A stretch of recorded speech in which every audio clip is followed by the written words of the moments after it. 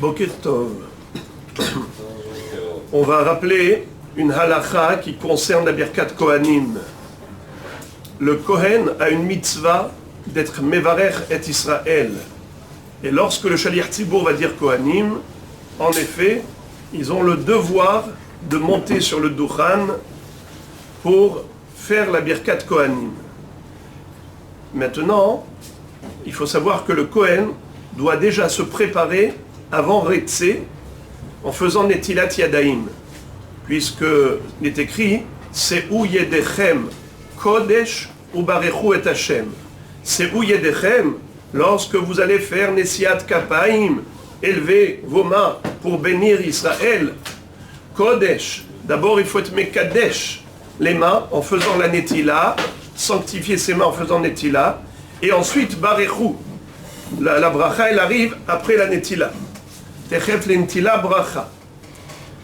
Si on n'a qu'un seul Kohen qui est Shaliach Tzibur, généralement, quand il y a plusieurs Kohanim dans le Bet HaKnesset et qu'il y a un Shaliach Tzibur qui est Kohen, lui ne monte pas à la Duchan. Il ne monte pas pour faire Birkat Kohanim. Il laisse les autres Kohanim faire. Mais s'il est le seul Kohen du Bet HaKnesset, il est en même temps Shaliach Tzibur. Alors de préférence, je vais d'abord dire la halakha à l'époque de la Mishnah, lorsque les gens ne priaient pas avec des sidurim, alors on disait au Shaliach Tzibur, tu risques de t'embrouiller, d'être perturbé par la Birkat Kohanim. Alors ne fais pas Birkat Kohanim, même si tu es Kohen. Mais la Mishnah elle-même va dire Ve'im avtahatu shehu nose et kapav, il sait être capable, ve'yachzor litfilato. Qu'est-ce que ça veut dire? S'il est sûr de pouvoir faire Birkat Kohanim et ne pas s'embrouiller, eh bien qu'il fasse Birkat Kohanim. De nos jours, comme les prières se font avec un sidour, le Shaliach Tzibur n'a pas besoin de faire un effort de mémoire. Il lit tout simplement.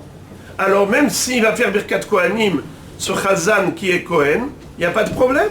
Il fait Birkat Kohanim, et il revient, et il continue, et il fait sa tfila.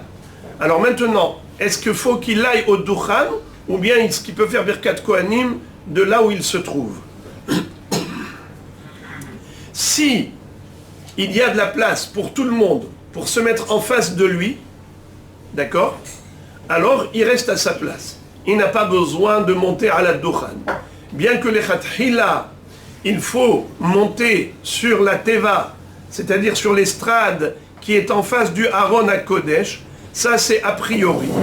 Mais nous dit le Yalkut Yosef que si il y a de la place en face de la Teva où tout le Tzibur peut se réunir et se concentrer, eh bien que le Kohen il reste devant la Teva et il fait Birkat Kohanim de là-bas. Mais si c'est par exemple comme les Ashkenazim font la Tfila, vous avez déjà vu comment ils ont la Teva. La Teva elle n'est pas au centre comme ici. La Teva elle est contre le mur. Où tu vas mettre les gens?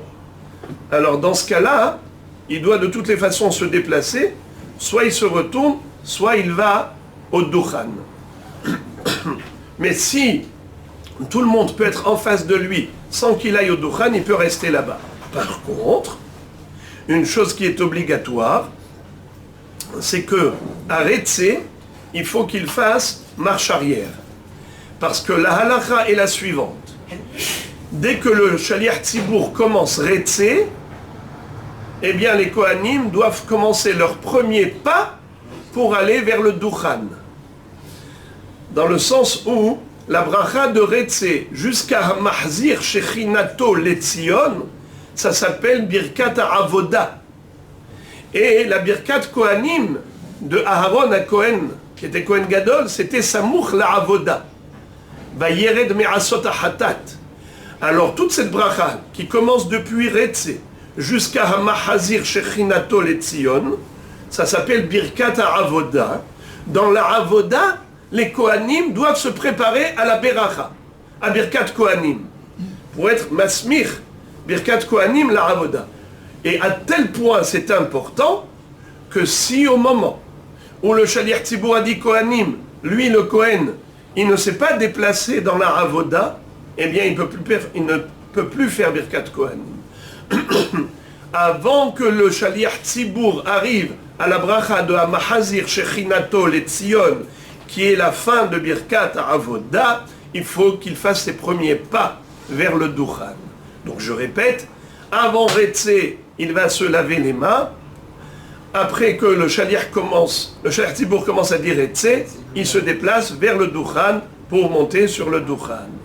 Et là-bas sur le Duchan, ils ont le visage en face du Aaron HaKodesh, jusqu'à ce qu'il y ait une petite tefila à faire, et ensuite ils se retournent vers le Kahal, et ils font la bracha de Asher Kideshanu Bemitzvota Vetzivanu Levarech et Ammo Israël Be'ahava, et ensuite le Shaliach Tzibour, quand il est seul, alors c'est le Shaliach Tzibour qui lui dit Yevarechecha, quand ils sont deux ou plus, alors ce sont eux qui commencent à dire directement Yevarechecha. Le Shaliach Tzibour, lui, dans le cas où il est le seul Kohen, et qu'en effet, à ce moment-là, il va faire Birkat Kohanim, mais il faut qu'il fasse Netilat Yadayim. Alors comme ça, le Yalkut Yosef dit, Lechatchila, il faut qu'il fasse Netilat Yadayim entre la Hamida qu'il a faite et le début de la Hazara. C'est-à-dire qu'on lui apporte de l'eau, ou bien il va là-bas au lavabo, il fait Netilat Yadayim, et ensuite il commence la Hazara Tashatz.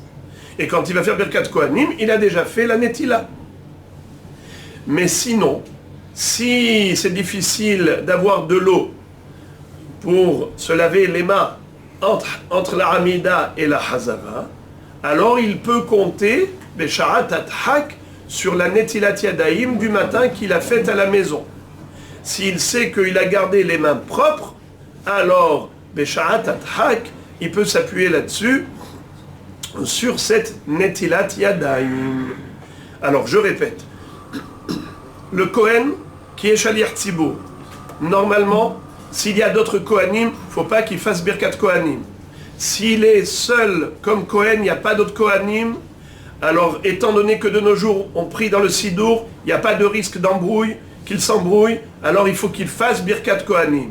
Comment faut-il procéder? De préférence qu'il fasse Netilat Yadayim entre sa Hamida et sa Hazara. Et ensuite, lorsqu'il va arriver à Retzé, il va faire quelques pas en arrière. Pourquoi? Parce que dès qu'on commence Retzé, on a dit qu'il faut se déplacer pour faire la bracha. Dès qu'on arrive à la Avoda, les Kohanim doivent se déplacer. Eh bien, lui aussi doit se déplacer. Est-ce qu'il faut qu'il monte au Duchan? Ce n'est pas obligé. Si le Duchan il est à côté, Hinematov. Sinon, si tout le monde peut se réunir en face de lui, eh bien, c'est aussi bien, nous dit le Yalkut Yosef. Sinon, il peut aller au Duchan et revenir et continuer sa tefila. Qui est-ce qui va lui dicter Yevarechecha Hashem vishmerecha? Eh bien, c'est un Israël qui se trouve ici, qui va lui dicter la Birkat Kohanim. Et ensuite, quand il va revenir, il va lui-même terminer sa Hamida.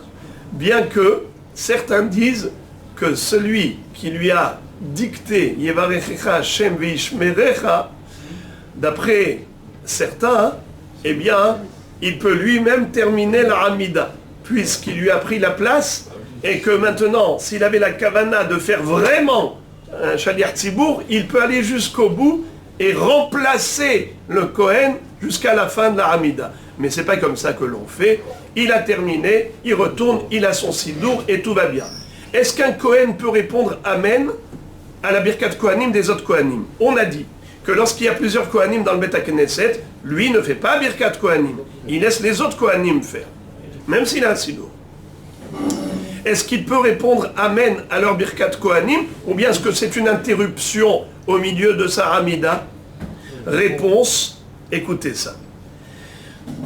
Dans la Mishnah, il est écrit Lo ya'ane harem Amen, mi pene aterouf. Faut pas qu'il réponde Amen, parce qu'il va s'embrouiller. Parce qu'il va dire, alors, ils vont dire Yevarechecha Hashem vishmerecha. Lui, il va dire Amen. Après le Amen, lui, il doit continuer leur dicter. Qu'est-ce qu'il va dire maintenant? Ya'er Hashem Panav, ou bien il va dire Issa Hashem Panav? Il ne sait pas. Il a dit Amen, et après Amen, il sait qu'il y a quelque chose. Alors, Il ne faut pas qu'il réponde Amen. Mais ça, c'était à l'époque où il n'avait pas de sidour. Mais de nos jours, le Kohen, il a un sidour en face de lui. Yevarechecha, Hashem, Veishmerecha. Les Kohanim, ils ont dit Veishmerecha. Il répond Amen. Et il continue. Yaher, Hashem, Panav. Il peut répondre Amen. Pourquoi? Il a le sidour. Mais vous allez me dire, mais c'est un hefsek. C'est vrai que tout autre Amen, c'est un hefsek. Par exemple, Amen pour une autre bracha, il n'a pas le droit. Même la bracha des Kohanim, Asher Kideshanu Mitzvodav et Tzivan, nous levarechet Amo Israël be'ahava, nous tous on répond Amen. Lui, le Shaliach Tzibour, n'a pas le droit de répondre Amen. C'est une interruption. Mais le Amen de Birkat Kohanim, il a le droit. Ce n'est pas une interruption. Pourquoi? Zetzorer Tefila. Ça fait partie intégrante de la Tefila. La Birkat Kohanim, on la fait bien. C'est pas un hefsek. Alors, répondre Amen au Birkat Kohanim, c'est Amen sur Birkat Kohanim. C'est la confirmation du Birkat Kohanim. C'est comme Birkat Kohanim, c'est pas un hefsek. Donc, si il a un sidour et il sait qu'en répondant Amen, il ne va pas s'embrouiller, il peut tout à fait répondre Amen, Monsieur Cohen, en tant que Chazan. Voilà, tout ça, c'était pour notre ami Rabbi Yaakov.